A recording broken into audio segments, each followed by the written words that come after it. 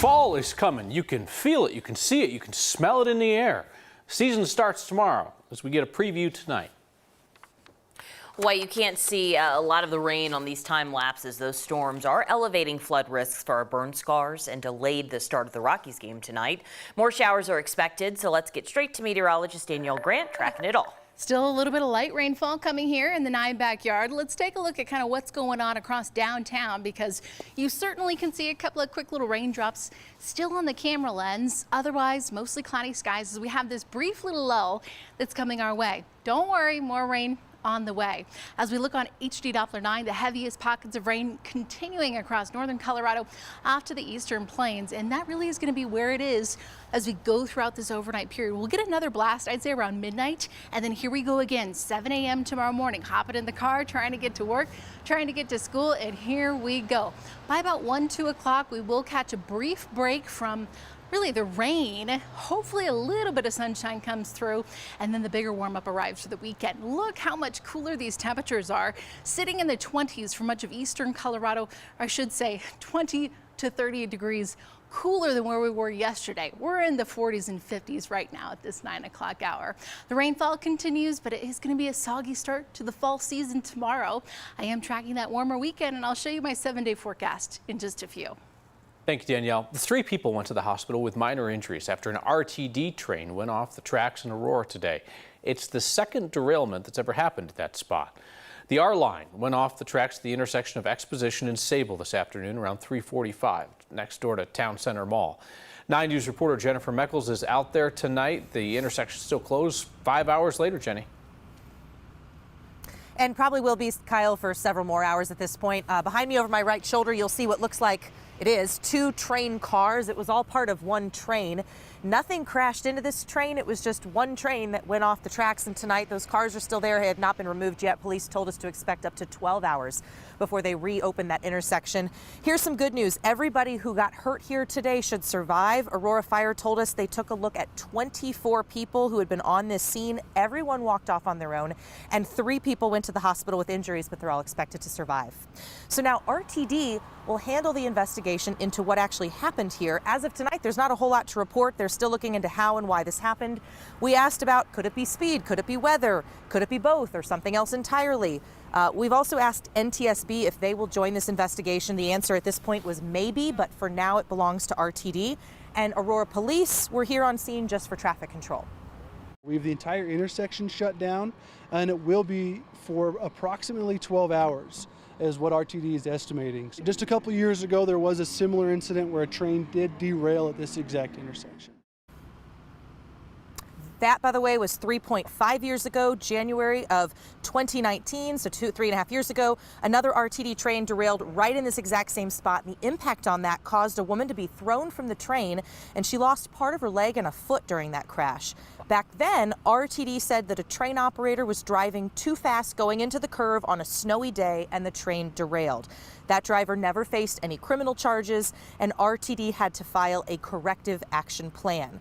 So now, while this is all getting cleaned up tonight, RTD has brought in some shuttle buses to help with passengers. There are 2 stops affected by this. That is the Aurora Metro Center Station that's just down the road here, as well as the 2nd Avenue and Abilene Station. So again, guys, I would expect traffic at this intersection to stay closed for several more hours into the overnight hours, guys. All right, Jenny, appreciate the rundown on everything that happened in Aurora. Thank you.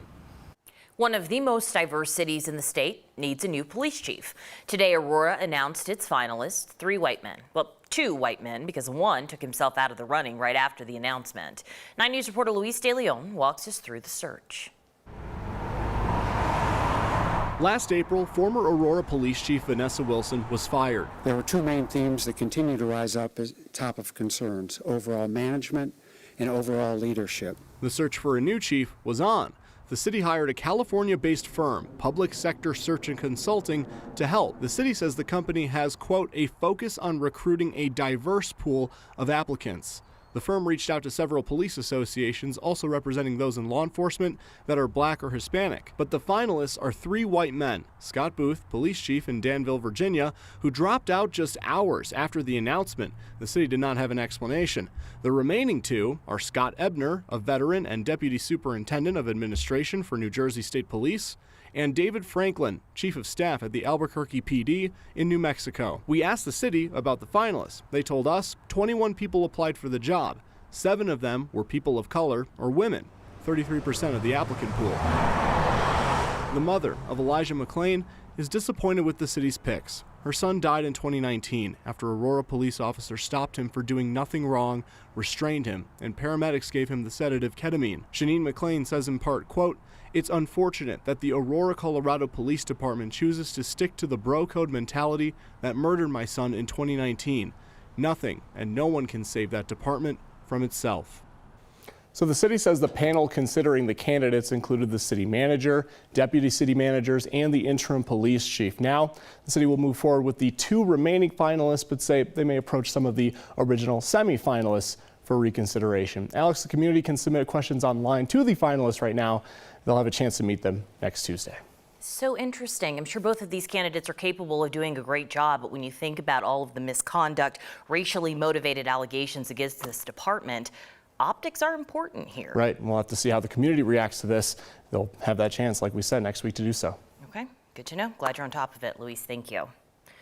The jury is deliberating the murder trial of Michael Close. He's accused of shooting and killing Isabella Thallas and seriously injuring her boyfriend as they were walking a dog in Denver's Ballpark neighborhood.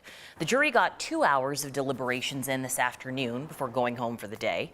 Prosecutors say Close got mad when the couple's dog relieved itself near his apartment and shot them several times.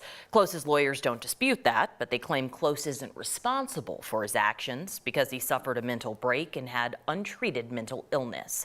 Jury's back tomorrow at 9 a.m. If convicted of the top charge, first-degree murder, Close could face life in prison without parole. Classes will resume tomorrow at Adams City High School. Social media threats closed that school today. Police in Commerce City determined those threats were fake. They are going to have extra officers out at school tomorrow. Denver Public Libraries are reopening tomorrow as well. They also got threats. All branches were closed today as a precaution. Police in Denver determined that threat came from out of state. Other libraries in other states received similar threats. Investigators say if they find the people making those threats, they could face local or federal charges. Police in Fort Lupton say they're going to release body cam video from the night a train crashed into a patrol car after officers left a woman in the back seat. Their release gave very few new details, just that Fort Lupton officers performed life-saving measures on the woman after the train hit a Platteville officer's car. Fort Lupton police are investigating the alleged road rage incident that the woman was originally detained for. They say they've applied for an arrest warrant for the suspect with the Weld County DA. The woman's attorney says she has 9 broken ribs, a broken arm, and other injuries to her back and sternum. Denver could get sued again over how the city is clearing homeless camps. A new complaint says the city is not giving the proper warning and that workers have been harassing people living on the streets. Lawyers for homeless advocates sent a letter to the mayor alleging violations of the city's court settlement on these sweeps. The settlement says the city has to give at least 7 days notice before clearing an encampment. The letter says in the 6 months prior, there have been a dozen sweeps without the required notice. In some cases, the lawyers say people got 5 minutes heads up. The letter also lists 17 times where the lawyers say that the city trashed somebody's property instead of putting it in storage as they're supposed to do. 3 people said they could not get their things back from the storage. The letter accuses city workers and contractors of assaulting and threatening people. The legal team is threatening to sue the city if this doesn't stop. Prosecutors aren't getting rid of a felony charge against a state senator, despite admitting they gave bad information to a grand jury.